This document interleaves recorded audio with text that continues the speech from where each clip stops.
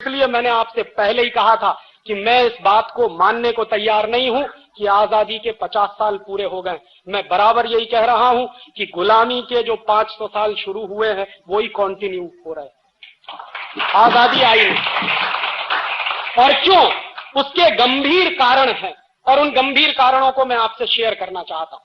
जब इस देश को आजादी मिल रही थी, इस देश के साथ बहुत बड़ा धोखा हुआ है और इस देश के साथ बहुत बड़ी गद्दारी हुई। जो बेसिक सवाल हमको उठाने चाहिए थे, मेरे पुरखों ने शायद नहीं उठाए, और क्यों नहीं उठाए उसके बारे में हमको विश्लेषण कर लेना चाहिए। जो लोग इस देश की सत्ता की तरफ लपलपाती जीभ लेकर खड़े हुए थे, वो लोग कौन थे? पंडित जवाहरलाल नेहरू। कौन थे पंडित जवाहरलाल? हिंदुस्तान का सबसे अय्याश व्यक्ति, जिसको इस देश का पहला प्रधानमंत्री बनने का गौरव मिला, वो मेरे लिए दुर्भाग्य था। और वो आदमी इस हद तक अय्याश था कि एक औरत दो और उससे जो चाहो करवा लो। लॉर्ड माउंटबेटन ने अपनी बीवी का इस्तेमाल पंडित नेहरू के लिए किया, और ये बात अब एक ओपन सीक्रेट है। दसियों किताबें आपको मिल जाएंगी, जिनको आप पढ़ें तो आपको पता चल जाएगा कि पंडित नेहरू किस किस्म का व्यक्ति था। और पंडित नेहरू के बारे में ब्रिटिश पार्लियामेंट में जब डिबेट चलता था, तो वो डिबेट क्या होता था उसको समझिए। एक बार एक विलियम विल्बरफोर्स नाम का एमपी था, उसने पंडित नेहरू के बारे में स्टेटमेंट किया अपने पार्लियामेंट में, इंग्लैंड पार्लियामेंट। उसने कहा कि पंडित नेहरू शरीर से दिखने में हिंदुस्तानी है, लेकिन दिमाग से 100% खरा अंग्रेज है, इसलिए इसके हाथ में सत्ता दो, बिल्कुल सुरक्षित है। और उसने वो भी माना। ऐसे आदमी के हाथ में सत्ता दी गई, और वो सत्ता देने का नाटक चला, और उस आदमी के हाथ में सत्ता देने के लिए ट्रांसफर ऑफ पावर के बहुत सारे एग्रीमेंट हुए। उनमें 2-3 एग्रीमेंट महत्वपूर्ण है जो समझने चाहिए। हिंदुस्तान में 1947 तक अंग्रेजों की 127 कंपनियां काम कर रही थी। लॉर्ड माउंटबेटन को चिंता यह थी कि अगर हिंदुस्तानी आजाद होने के बाद सारी अंग्रेजी कंपनियों को हिंदुस्तान से भगा देंगे, तो ये जो लूट हो रही है, ये जो संपत्ति मिल रही है, ये जो पैसा आ रहा है, ये बंद हो जाए।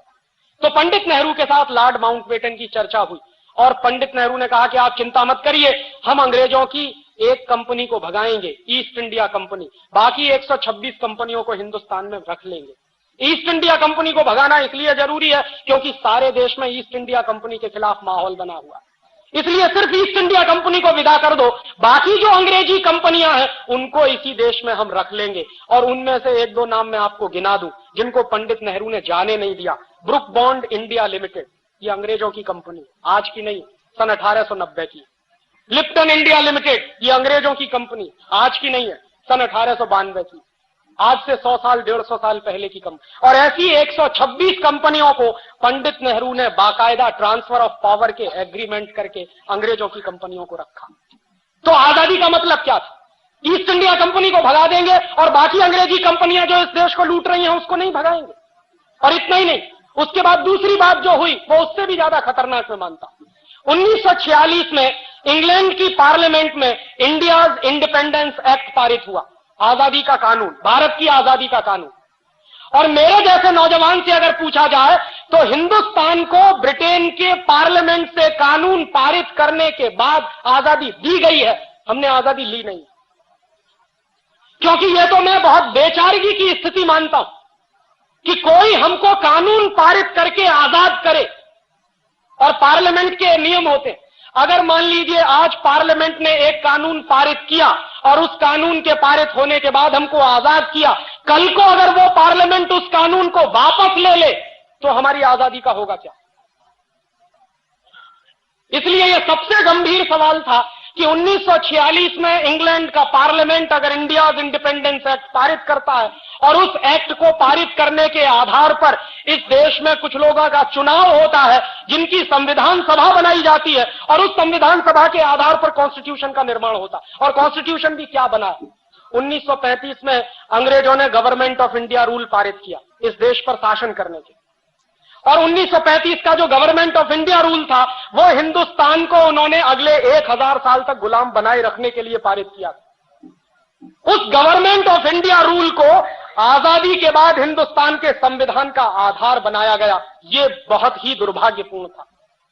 दुनिया में कोई भी देश जब आजाद होता है तो पुरानी व्यवस्थाओं को बनाकर नहीं रखता, उठा के फेंक देता।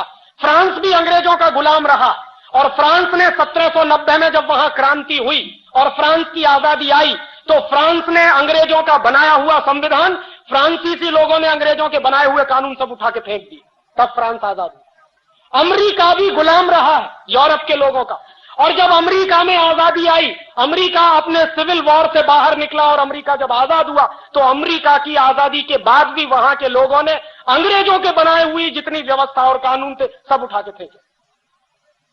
तो मैंने मेरे देश के पुरखों से यह पूछने का सवाल है मेरा, और यह मेरा हक बनता है कि जिस 1935 के गवर्नमेंट ऑफ इंडिया रूल को अंग्रेजों ने इस देश पर शासन करने के लिए बनाया था, उसको हिंदुस्तान के लोगों ने फेंका क्यों नहीं उठा के, क्यों उसको हिंदुस्तान के संविधान का आधार बनाया? और जो संविधान अंग्रेजों के बनाए हुए कानून के आधार पर खड़ा हुआ है, वो संविधान इस देश का भला कर नहीं सकता, उस बात से मैं कन्विंस हूं।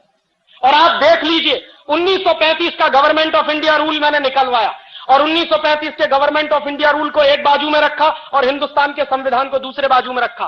फर्स्ट एक्ट के 95 जो आर्टिकल्स हैं, अनुच्छेद हैं, उनकी भाषा जैसी की तैसी है, कॉमा फुल स्टॉप भी नहीं बदला गया उसमें। माने जो कुछ अंग्रेजों ने तय कर दिया था उसी को आजाद हिंदुस्तान के अय्याश प्रधानमंत्री ने हिंदुस्तान का संविधान मान लिया। ये आजादी कैसी आजादी? और उससे भी ज्यादा तीसरा गंभीर सवाल मैं ये उठाता हूं कि जिन कानूनों को अंग्रेजों ने हिंदुस्तान को लूटने के लिए बनाया था, वो कानून आज भी क्यों चलते हैं? 1860 में इंडियन पुलिस एक्ट बनाया, और 1860 का जो इंडियन पुलिस एक्ट बनाया अंग्रेजों ने, वो जानते हैं क्यों बनाया? क्योंकि 1857 में बगावत हो गई थी, सारे देश में विद्रोह हो गया था। अंग्रेजों को डर लगने लगा था कि अगर 1857 जैसी बगावत अगर फिर से रिपीट हो गई तो हिंदुस्तान को छोड़कर जाना पड़ेगा। तो उस बगावत को दबाने के लिए अंग्रेजों ने पुलिस की स्थापना की और उस पुलिस को विशेष अधिकार दिए। उनमें से एक महत्वपूर्ण अधिकार था कि पुलिस वाले को डंडा पकड़ा दिया हाथ में, वो आज भी लेके घूमता। और वो जो डंडा पकड़ा दिया पुलिस वाले को हाथ में, उसके साथ कुछ अधिकार दे दिए। क्या अधिकार दे दिए? कि कहीं भी किसी भी जगह पर 5 से ज्यादा लोग इकट्ठे हैं तो उसको लाठी चार्ज करने का अधिकार है, बिना चेतावनी दिए लाठी चार्ज करने का अधिकार। अंग्रेजों ने 1860 में ये इंडियन पुलिस एक्ट बनाया अपनी सरकार को बचाने के लिए, ताकि इस देश में बगावत ना हो और इस देश के लोगों की पिटाई करने के लिए, क्योंकि वो अंग्रेजों के खिलाफ बगावत करना चाहते हैं। वो 1860 का बनाया हुआ इंडियन पुलिस एक्ट आज 1997 में भी चलता है। इसलिए मैं कहता हूं कि आजादी आई नहीं। और उसी साल में अंग्रेजों ने इंडियन सिविल सर्विस एक्ट बनाया। ये जो कलेक्टर होते हैं ना, ये जो जिलाधिकारी होते हैं, ये इंडियन सिविल सर्विस एक्ट अंग्रेजों ने हिंदुस्तान के गांव-गांव के लोगों से रेवेन्यू कलेक्शन करने के लिए, गांव-गांव के लोगों पर अत्याचार करके लगान वसूलने के लिए कलेक्टर की पोस्ट बनाई थी। वो कलेक्टर की पोस्ट आज 1997 में भी जारी है। 1860 का इंडियन सिविल सर्विस एक्ट आज भी चलता है। 1858 में उन्होंने इंडियन एजुकेशन एक्ट बनाया, और इंडियन एजुकेशन एक्ट बनाने के पीछे लॉर्ड मैकाले की बहुत स्पष्ट योजना थी। लॉर्ड मैकाले ये कहा करता था कि इस देश को अगर हमेशा हमेशा के लिए गुलाम बनाकर रखना चाहते हो तो हिंदुस्तान की स्वदेशी शिक्षा पद्धति को खत्म करो, उसकी जगह पर अंग्रेजी वाली शिक्षा पद्धति लाओ। तो इस देश में शरीर से हिंदुस्तानी लेकिन दिमाग से अंग्रेज पैदा होंगे, और जो दिमाग से अंग्रेज पैदा होंगे वो इस देश की यूनिवर्सिटीज से निकलेंगे और वही लोग शासन करेंगे तो हमारे हित में करेंगे। ये 1858 में 1858 में अंग्रेजी सरकार ने लागू किया ये एक्ट, और उसी एक्ट के लागू होने के बाद कलकत्ता यूनिवर्सिटी बना, बॉम्बे यूनिवर्सिटी बना, मद्रास यूनिवर्सिटी बना। वो कानून 1858 में जो बनाया था वो आज भी चलता है, और ये तीनों यूनिवर्सिटीज गुलामी के प्रतीक इस देश में खड़े हुए। 1894 में अंग्रेजी सरकार ने लैंड एक्विजिशन एक्ट बनाया, जमीन को हड़पने का कानून। और जमीन को हड़पने के काम में हिंदुस्तान में डलहौजी नाम का एक कुख्यात अंग्रेज ऑफिसर था, वो मशहूर था। जहां जाता था, जिस राज्य में जाता था, उसी राज्य की जमीन हड़प लेता था। झांसी की स्टेट उसी ने हड़पी थी जिसके खिलाफ झांसी की रानी लक्ष्मीबाई की लड़ाई हुई थी। और झांसी की रानी लक्ष्मीबाई ने अंग्रेजों के खिलाफ जो लड़ाई लड़ी अपने स्टेट को बचाने के लिए, उस झांसी की रानी लक्ष्मीबाई को मरवाने का काम जानते हैं किन लोगों ने किया? ये खानदिया सिंधिया खानदान। और ये सिंधिया खानदान वही है जिसके सपूत माधवराव सिंधिया आज भी हीरे की अंगूठी लेके हिंदुस्तान के मंत्री बनकर बैठते हैं। ये वही लोग हैं जिन्होंने झांसी की रानी की हत्या करवाई थी अंग्रेजों के साथ साजिश कर। वो लोग आज भी इस देश को रूल करते हैं। वो गंदा खून जिसने अंग्रेजों की मदद से इस देश को बर्बाद करने में कसर नहीं छोड़ी, वही खून आज भी इस देश में मंत्री बनकर बैठता। उनकी अम्मा एक पार्टी में है और वो दूसरी पार्टी में, और उनका बस चले तो बेटा बेटियों को तीसरी पार्टी में भर्ती कर दे, क्योंकि जिंदगी भर अय्याशी का जो नशा चढ़ गया है वो उतरता नहीं है। राजे महाराजे अब एक दूसरे किस्म के पैदा हो गए। पहले पुराने जमाने के राजे महाराजे और होते थे, अब ये नए राजे महाराजे पैदा हो गए। तो अंग्रेजों द्वारा बनाए गए वो सारे कानून जो इस देश में चलते हैं, अंग्रेजों का बनाया हुआ संविधान का आधार जो इस देश में चलता है, और सबसे बड़ी बात 1946 का इंडिया इंडिपेंडेंस एक्ट जिसके आधार पर हमको आजादी मिली। इसलिए मैं कहता हूं कि इस देश में आजादी आई नहीं, बहुत बड़ा झूठ और बहुत बड़ा फरेब आपके साथ हुआ। और एक आखिरी बात इस आजादी के बारे में और कह दूं, जब लॉर्ड माउंटबेटन इस देश को आजाद करने की बात कर रहा था तो इस देश के बहुत सारे ज्योतिषी थे, पुराने दस्तावेज मैंने बहुत इकट्ठे किए, और उनको जब मैं देख रहा था तो 1945 से इस देश में बहुत सारे ज्योतिषियों ने भविष्यवाणी करना शुरू किया, और सारे ज्योतिषियों ने भविष्यवाणी करना शुरू किया, और सारे ज्योतिषी इस बात पर सहमत थे कि 15 अगस्त 1947 की रात को आजादी ना ली जाए, वो दिन अच्छा नहीं है। उनके अपने कुछ कैलकुलेशंस होंगे, ज्योतिष का शास्त्र है, ज्योतिष का विज्ञान है इस देश में, और बहुत विकसित विज्ञान है, मैं मानता हूं उसको। और इस देश के उस जमाने के सारे बड़े ज्योतिष शास्त्री कह रहे थे कि 15 अगस्त 1947 की रात को आजादी मत लीजिए। पंडित नेहरू से मना किया था, सरदार पटेल से मना किया था, लेकिन ये सत्ता के मोह में इतने अंधे थे कि जो कुछ अंग्रेज कह रहे हैं वही मानो। और उस जमाने में एक फ्रांसीसी लेखक था, उसका नाम था डोमिनिक लापियरे। उसने लॉर्ड माउंटबेटन से एक इंटरव्यू लिया। डोमिनिक लापियरे ने कई किताबें लिखी, उसमें एक किताब है फ्रीडम एट मिडनाइट, और ऐसी ही उसकी एक दूसरी किताब है the division of India and Lord Mountbatten. उसी दूसरी किताब में उसने लॉर्ड माउंटबेटन से जो इंटरव्यू लिया है वो छापा, और वो मैंने जब पढ़ा तो मेरा खून खौल गया। डोमिनिक लापियरे ने सवाल किया लॉर्ड माउंटबेटन से कि आप हिंदुस्तान को 15 अगस्त 1947 की रात के 12 बजे आजाद क्यों करना चाहते हो? ये काम तो दिन में करने के, आजादी लेने और देने के काम तो दिन में होते हैं, रात के 12 बजे तो दुनिया में सबसे ज्यादा कुकर्म होते हैं, आप ये क्यों करना चाहते हो? तो लॉर्ड माउंटबेटन का जवाब जानते हैं क्या था? लॉर्ड माउंटबेटन ने जवाब दिया है उस इंटरव्यू में कि मैंने जानबूझकर 15 अगस्त 1947 की रात को 12 बजे इस देश को आजाद करने का फैसला किया। क्यों? क्योंकि मैंने सारे ज्योतिषियों से पता किया है कि 15 अगस्त 1947 का दिन इस देश के लिए बहुत ही दुर्भाग्य का दिन है, और अगर उस दिन इस देश को आजाद किया जाए तो ये देश एक रह नहीं सकता, ये बटेगा, खंड खंड बटेगा। देश को आजाद किया जाए तो ये देश एक रह नहीं सकता, ये बटेगा, खंड खंड बटेगा।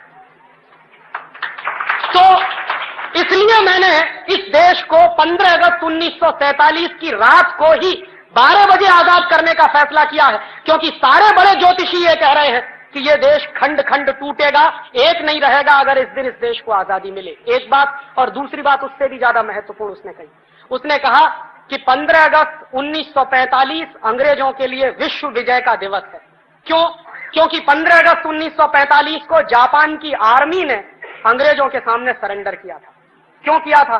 जापान के ऊपर 2 एटम बम गिराए थे, 6 अगस्त और 9 अगस्त को, हिरोशिमा और नागासाकी। उसके बाद जापान ने सरेंडर कर दिया था सेकेंड वर्ल्ड वॉर में, और वो सरेंडर जो हुआ था वो इंग्लैंड की आर्मी के सामने हुआ था। तो लॉर्ड माउंटबेटन ने कहा कि 15 अगस्त 1945 को जापान के सैनिकों ने हमारे सामने सरेंडर किया है, वो हमारा विश्व विजय का दिवस है, इसलिए हम 15 अगस्त 1947 को ही आजाद करेंगे। और इस बात को पंडित नेहरू जानते थे, सरदार पटेल भी जानते थे, बहुत लोग जानते थे कि 15 अगस्त 1947 की रात को 12 बजे आजादी लेना इस देश के ज्योतिष शास्त्र के सारे कानूनों के खिलाफ है। और बहुत सारे ज्योतिषियों ने यह भविष्यवाणी कर दी थी कि आप आजादी लेोगे और 1-2 साल के बाद यह देश टूट जाएगा, और वो टूटा, पाकिस्तान अलग हुआ, वही हुआ। और आगे भी उन्होंने यही अभिशाप दिया कि यह देश आगे भी खंड खंड टूट सकता है, और उसकी तैयारी चल रही है। कश्मीर अलग हो जाए, पंजाब अलग हो जाए, आसाम अलग हो जाए, नागालैंड अलग हो जाए, त्रिपुरा अलग हो जाए, झारखंड अलग हो जाए, ये सारे आंदोलन इस देश में चल रहे हैं और सभी आंदोलनों को अमेरिका और यूरोप से भरपूर हथियार मिलते हैं, पैसा भी मिलता है। और मैं जानता हूं ऐसे लोगों को जो इस देश में करोड़ों करोड़ों रुपए का फॉरेन फंड आता है, करोड़ों करोड़ों रुपए की AK-47 राइफल आती है वाया पाकिस्तान या वाया चीन के बॉर्डर से, ये तिब्बत के इलाके में हमारे देश में घुसाई जाती है और उन्हीं हथियारों से लेकर इसी देश के कुछ नौजवान जिनको बरगलाया गया है वो इस देश को खंड खंड बांटने का आंदोलन कर रहे हैं। आपको मालूम है नागालैंड हिंदुस्तान से अलग होना चाहता। आप नागालैंड में जाइए, वो इस देश का पहला ऐसा प्रदेश है जिसने घोषित किया है कि हमारी राज्य भाषा अंग्रेजी है। भारत के संविधान में कहीं नहीं, ये नागालैंड में चलता। और नागालैंड में मैं गया पिछले साल, तो पिछले साल जब मैं दीमापुर जा रहा था, कोहिमा से दीमापुर, तो रास्ते में मुझको रोक दिया और रोकने के बाद पुलिस वाले ने कहा कि आपके पास वीजा है। तो मेरे अंदर से पहले कपकपी सी छूटी, मैंने कहा वीजा मांग रहे हो? मेरे ही अपने देश के एक गांव में जाने के लिए वीजा के? हाँ, आपको वो सारे परिपत्र चाहिए, नहीं तो हम आपको जाने नहीं देंगे। तो बॉर्डर पे दूसरा आदमी खड़ा था, उसने कहा कि आप हिंदुस्तान से आया। मैंने कहा आप हिंदुस्तान का नहीं है कि? हम हिंदुस्तान का नहीं है, हम हिंदुस्तान से अलग होना मांगता। ये बात नागालैंड में घुसी हुई है और आप नागालैंड जाइए, आपको अंदाजा नहीं लगेगा कि क्रिश्चियन मिशनरीज ने कितने बड़े लेवल पे पैसा बांट बांट कर वहां के लोगों का धर्म परिवर्तन करा के, सिर्फ धर्म ही परिवर्तन नहीं कराया, उनको हिंदुस्तान से अलग करना है, यहां तक मानसिकता बना दी। और कल को आपको यह आश्चर्य नहीं होना चाहिए कि अलग नागालैंड की मांग करने वाले कुछ लोग वहां खड़े हो जाएंगे। तो हिंदुस्तान के ऐसे दसियों प्रदेश हैं जिनको अलग अलग हिंदुस्तान से बांटना है और इसकी पूरी प्लानिंग अमेरिका में CIA के लोग बैठकर बनाते हैं, क्योंकि बिल क्लिंटन इस बात को कह चुके हैं, उनके पहले रोनाल्ड रीगन भी कह चुके थे कि हिंदुस्तान और चीन हमारी हिट लिस्ट में नंबर 1 है। सोवियत संघ को तो हमने तोड़ दिया जैसे तोड़ना था, अब तोड़ने के लिए 2 ही देश हमारे सामने हैं, या तो चीन है या भारतवर्ष। तो भारतवर्ष को तोड़ना है, उसके तरीके वो जानते हैं, चीन को कैसे तोड़ना है उसके तरीके वो इस्तेमाल करने की कोशिश कर रहे हैं। ये अभिशाप आज का नहीं है, ये 1947 का। इसलिए मैं कहता हूं आजादी झूठी, इस आजादी का कोई मतलब नहीं।